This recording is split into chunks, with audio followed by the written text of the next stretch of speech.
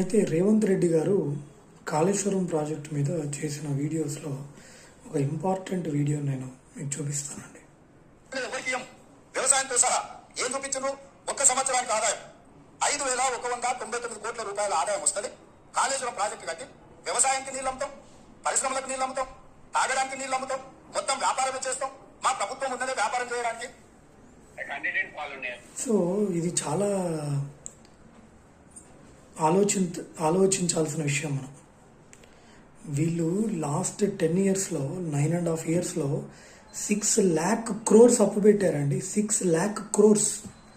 వాళ్ళు అప్పు చేయలేదా, వీళ్ళు అప్పు చేయలేదా అని అంటున్నారు. చాలా ఫన్నీగా అనిపిస్తుంది. 6 lakh crores ఒక్కొక్క సిటిజన్ మీద, ఇప్పుడు తెలంగాణలో ట్యాక్స్ పేయర్స్ మీద 7 lakh crores అప్పు పెట్టారు. 7 lakh rupees ఇంచుమించు.